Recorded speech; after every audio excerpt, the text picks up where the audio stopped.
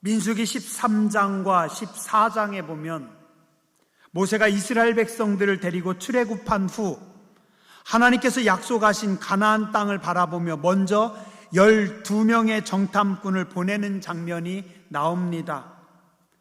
각 지파의 차세대 지도자들 12명을 대표로 뽑아서 보냅니다. 근데 그 중에 10명은 부정적인 평가를 보고하고 와서 그렇게 이야기합니다. 너무 험합니다. 너무 거칠어요.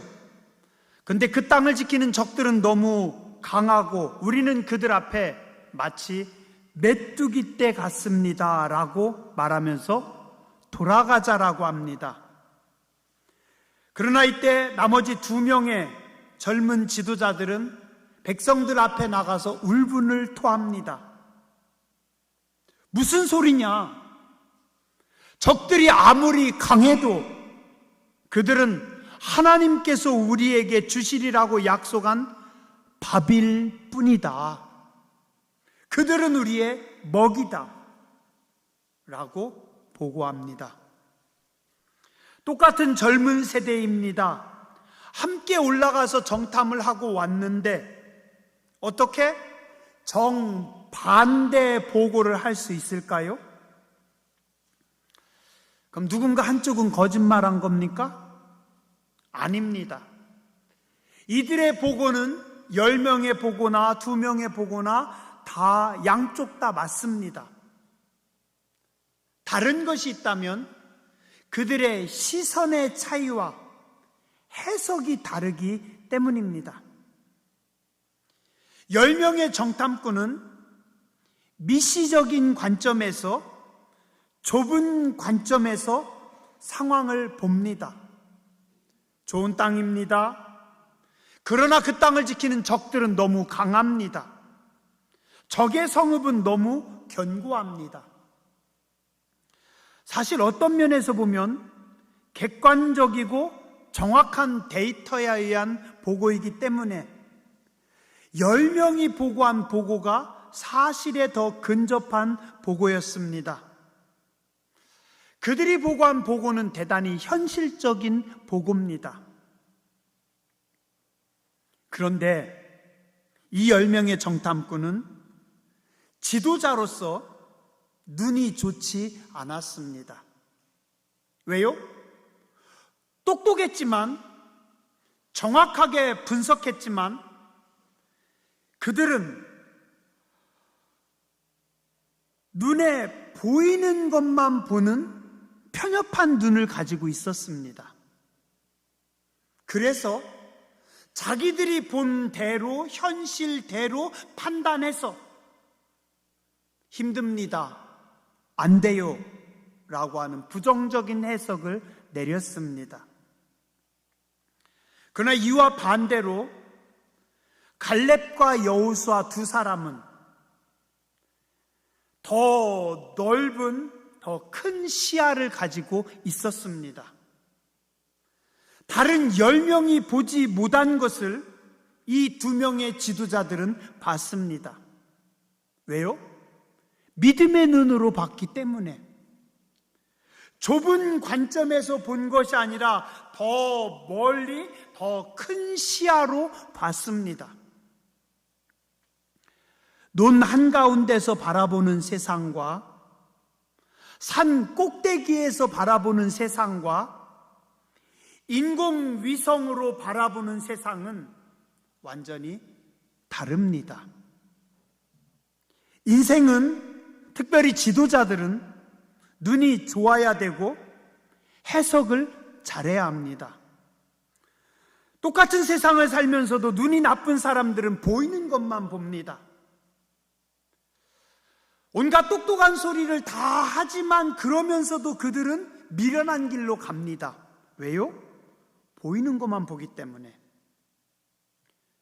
그러나 눈이 좋은 사람들은 보이는 것 너머를 봅니다. 오늘만 보는 것이 아니라 내일을 볼 줄 압니다.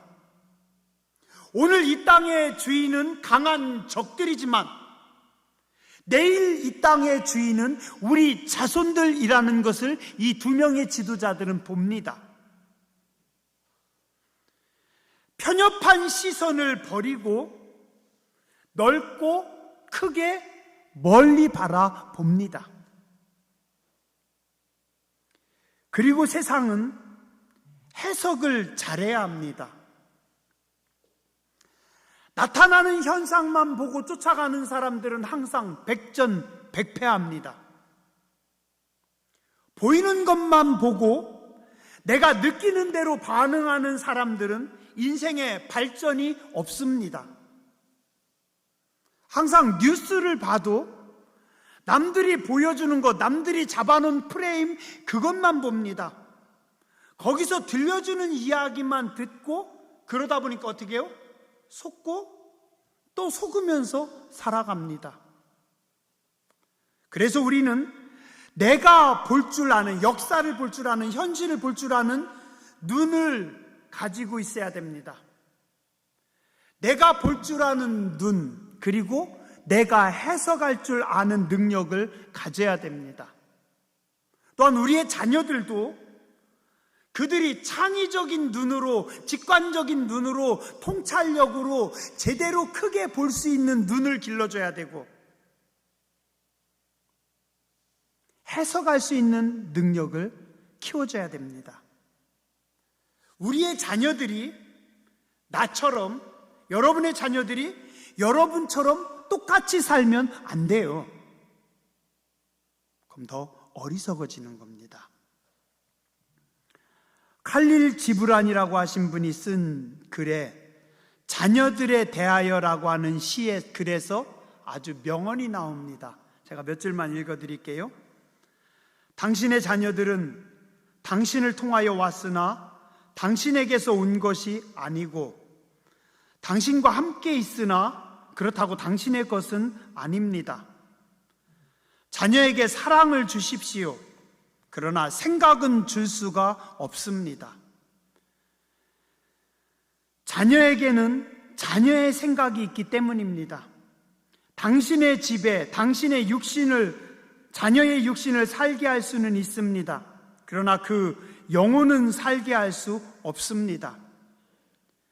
자녀의 영혼은 내일의 집에 살고 있고 당신은 꿈에도 거기에 들어갈 수가 없습니다. 자녀와 같이 되려고 힘쓰십시오.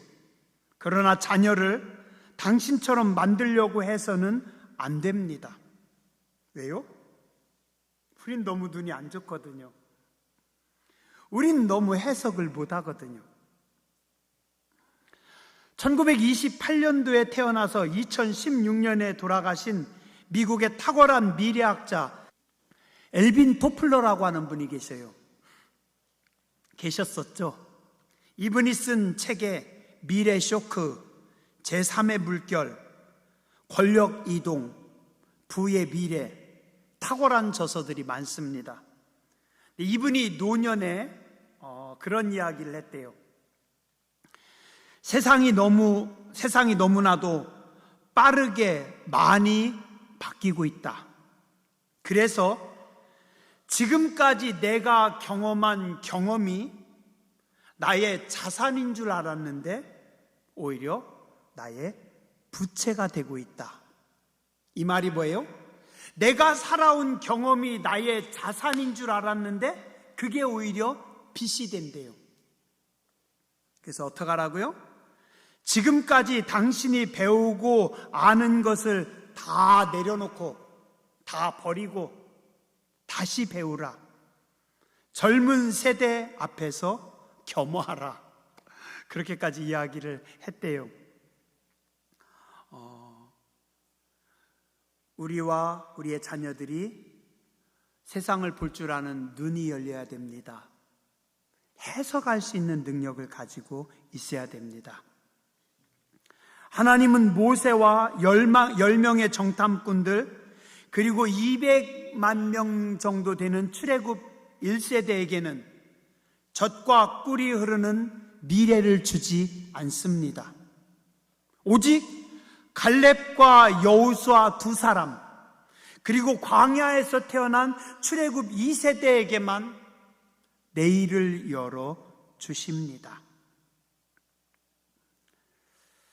자, 갈렙과 여호수아, 이 두 사람은 모세의 뒤를 이어서 가나안 땅에 이스라엘 백성들이 정착하는 초기까지 아주 중요한 차세대 지도자들이었습니다. 여호수아는 뼈대 있는 요셉 지파 에브라임 자손으로 모세의 뒤를 이어서 이스라엘의 위대한 지도자가 됩니다. 두말할 것 없는 탁월한 인물이죠. 그러나 갈렙은 유다 지파의 대표자였지만 여호수아에 비해서 잘 드러나지 않는 인물로 비춰집니다. 오늘 본문 말씀 6절에 보니까 이 갈렙은 그니스 사람 여분네의 아들이다 라고 말씀합니다. 그래서 대다수의 거의 모든 성서학자들은, 목사님들은 갈렙의 집안이 원래는 이방인의 집안이었다가 유다 지파로 들어와서 유다 지파의 사람이 되었고 그곳에서 나중에 지도자까지 되었다라고 봅니다. 이 말은 갈렙의 정통성에 문제가 있다라는 겁니다. 그것도 재밌는 거는 두 사람의 이름도 재밌습니다. 여호수아는 뭡니까? 하나님의 구원, 하나님의 도움. 하나님은 나의 구원이시다. 여호수아 이름 멋있죠, 그죠? 갈렙의 이름의 뜻은 뭔지 아세요? 갈렙의 이름의 뜻은 개. 뭐라고요? 도그, 멍멍이입니다. 멍멍이. 아니, 갈렙은 왜 이름을 멍멍이라고 지었을까? 모세 후계자는 여호수아가 되었고 그 그늘에서 잘 드러나지 않는 비교적 조용한 인물이 갈렙입니다. 어쩌면 영원한 이인자 같은 느낌입니다. 그런데 이 갈렙은 그의 속에 활활 타오르는 거룩한 열정이 있는 사람이었습니다. 오늘 본문 말씀이 아주 잘 나타납니다. 말씀의 10절과 11절을 보면 갈렙은 이렇게 이야기합니다. 지금 내 나이 85세입니다. 이제 보소서, 여호와께서 이 말씀을 모세에게 이르신 때부터 이스라엘이 광야에서 방황한 이 45년 동안을 여호와께서 말씀하신 대로 나로 살게 하셨나이다. 오늘 내가 85세로 돼 모세가 나를 보내던 날과 같이 오늘도 내가 여전히 강건하니 내 힘이 그때나 지금이나 같아서 싸움에나 출입에 감당할 수 있으니 그날에 여호와께서 말씀하신 이 산지를 지금 내게 주소서. 당신도 그날에 들으셨거니와 그곳에는 아낙 사람이 있고 그 성읍들은 크고 견고할지라도 여호와께서 나와 함께 하시면 내가 여호와께서 말씀하신 대로 그들을 쫓아내리이다. 요즘도 85세면 연세 꽤 드신 거죠, 그죠? 우리 송 장로님 연세 정도 되는 것 같아요. 장로님 84세인가요? 그죠? 제법 연세가 드셨어요. 이 시대에 85세면 그 다음에 출애굽 1세대는 다 죽었어요. 80세 이상 먹은 사람은 모세, 갈렙 두 사람뿐입니다. 그런 노인이 나와서 나 아직 정정합니다. 나는 어떤 전쟁에 나가도 능히 감당할 수 있습니다. 저기 가장 강한 적들, 가장 센 적들, 가장 무서운 적들이 차지하고 있는 그 땅, 제일 험한 땅 우리에게 주십시오. 우리 유다 지파가 가서 그 땅을 점령하겠나이다. 어때요? 멋있습니다. 이인자가 지도자 여호수아에게 와서 가장 험하고 모두가 싫어하는 땅을 우리에게 주십시오. 여호수아가 얼마나 고마웠을까요? 멋있잖아요? 갈렙은 열정이 있습니다. 그 삶에 막 거룩한 불이 뜨겁게 타오르고 있습니다. 이게 성도고 이게 젊은이입니다. 사람은 에너지가 있어야 됩니다. 에너지가 있어야, 열정이 있어야 그 열정이 그 사람의 미래를 엽니다. 운명이 아니라니까요. 성도들조차도 많은 사람들이 하나님 뜻대로 되겠지, 하나님이 하시겠지, 아무것도 안 하고 손 놓고 있어요. 그리고 하나님이 하신다고요? 아니에요. 하나님께서 우리에게 맡겨주셨고 하나님께서 나에게 하라고 하셨을 때, 내가 뛸 때, 내가 움직일 때 나의 그 거룩한 열정이 우리의 미래를 여는 겁니다. 열정의 빈곤이 가장 치명적인 가난입니다. 오늘 이 땅의 젊은이들의 문제는, 오늘 이 땅의 수많은 신앙인들의 문제는 돈이 없음이 아니고 배우지 못함이 아니고 열정이 없다는 겁니다. 열정만 있으면 방법은 언제든지 나옵니다. 영감은, 인사이트는 열정이 있는 자들에게 찾아온답니다. 이 말씀 뒤에 3장 뒤에요, 여호수아 17장 14절에서 18절에 보면 지도자 여호수아의 집안 자손들이 여호수아에게 나와서 요구합니다. 뭐라고 요구하는지 볼까요?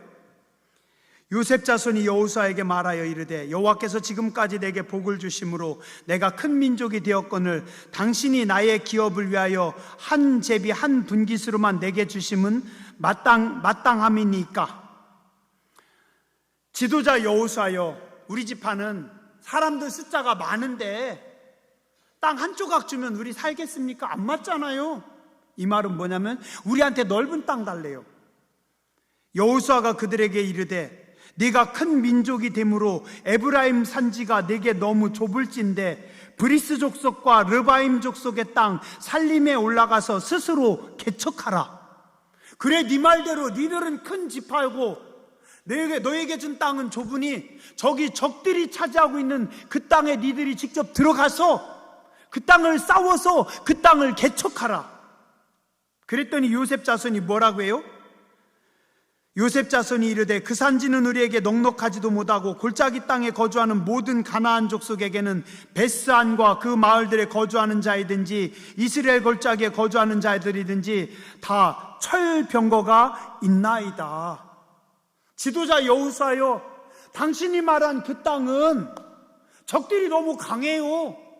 걔들은 탱크가 얼마나 많은데요. 우리가 그 철병거를 가지고 있는 그들과 싸워서 이기겠어요? 아니요. 좋은 땅, 넓은 땅, 싸움 없이 차지할 수 있는 땅을 우리에게 주십시오. 여호수아가 다시 요셉의 족속 곧 에브라임과 므낫세에게 말하여 이르되 너는 큰 민족이요 큰 권능이 있거늘 한 분깃만 가질 것이 아니라 그 산지도 네 것이 되리니 비록 살림이라도 네가 개척하라.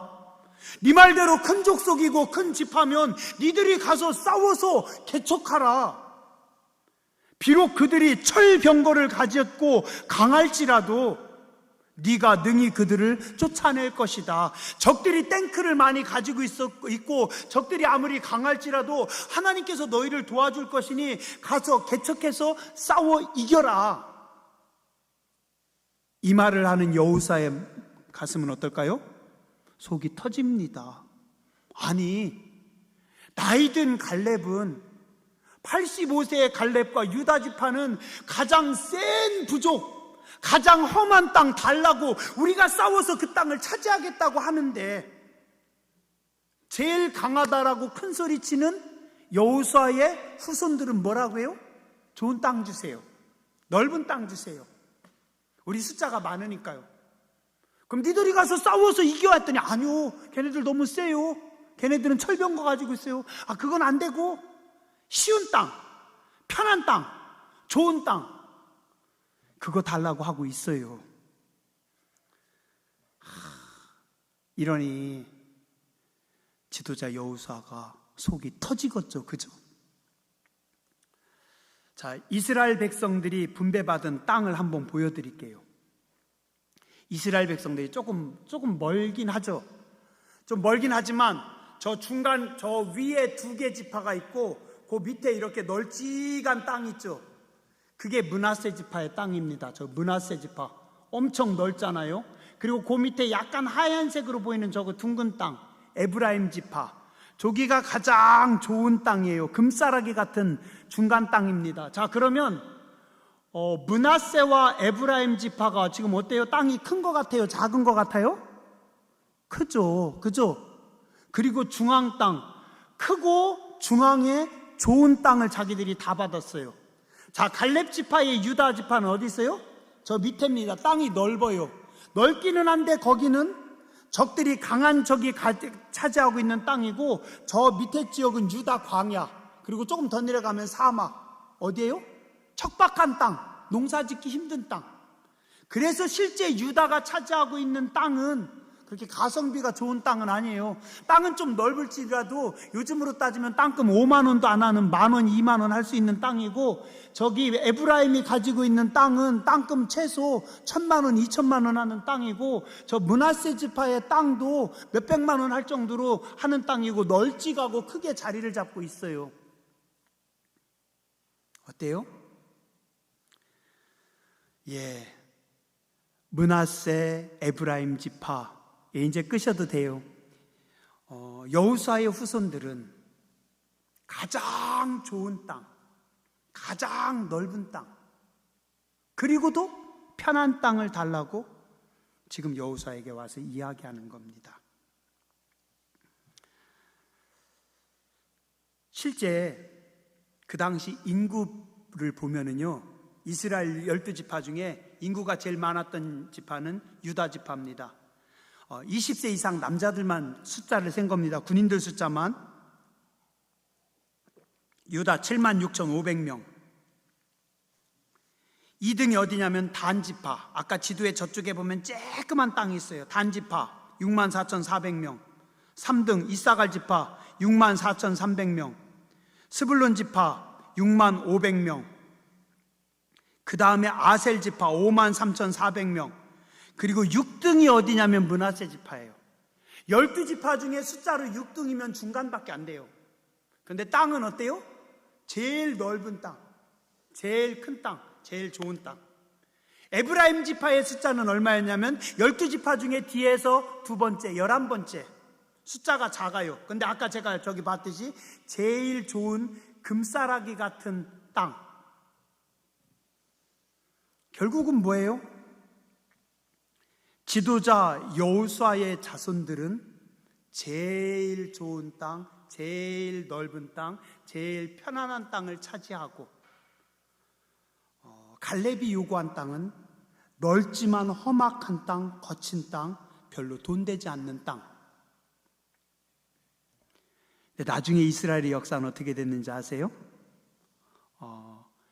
여호수아의 후손들 므낫세 에브라임이 지파가 차지하고 있던 그 땅은 북이스라엘이 됩니다. 북이스라엘은 나중에 시간이 지나서 어떻게 해요? 하나님을 대적하고 하나님의 뜻대로 살지 못해서 심판받는 땅이 됩니다. 오히려 유다 지파가 차지하고 있는 땅에서는 누가 나와요? 다윗이 나옵니다. 다윗의 자손들이 나옵니다. 그리고 그 땅의 지도자가 됩니다. 갈렙은 사위를 구할 때도 그렇게 해요.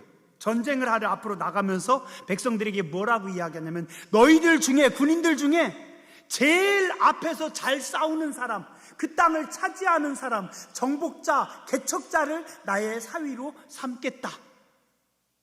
그래서 그 땅을 쳐들어가가지고 그 땅을 정복한 그 사위를 누구로 삼아요? 그 사람을 자기 사위로 삼아요. 그가 누구냐면 사사시대의 첫 번째 사사가 됩니다. 역사가 어디로 가는지 아세요? 편안하고 좋은 땅, 넓은 땅을 차지한 에브라임, 므낫세 지파의 자손들은 쇠퇴하고 하나님을 대적하고, 거친 땅, 험한 땅이지만 이 땅을 주십시오라고 해서 나서서 이야기했던 갈렙의 자손들은 미래가 열립니다. 결국 어떻게 됐어요? 갈렙의 열정이 민족의 역사에 미래를 연 것입니다.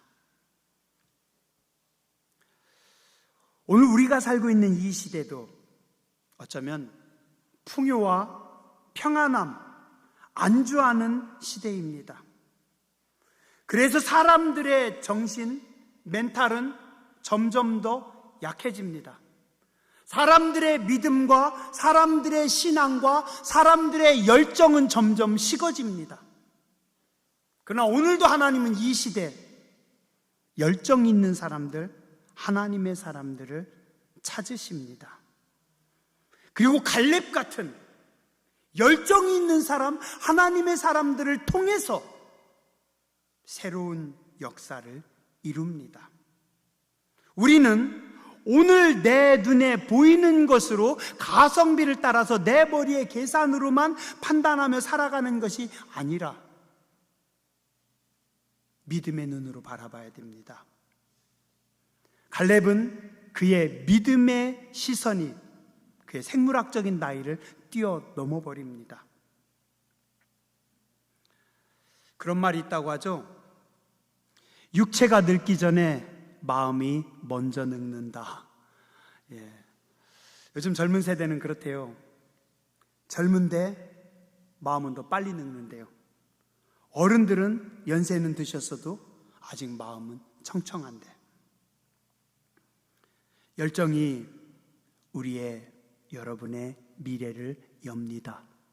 거룩한 열정이 교회를, 민족의 미래를 엽니다.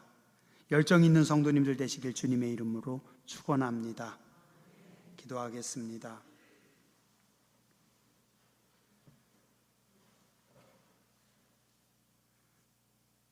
자비하신 하나님, 은혜로우신 주님, 우리의 눈을 열어주시옵소서.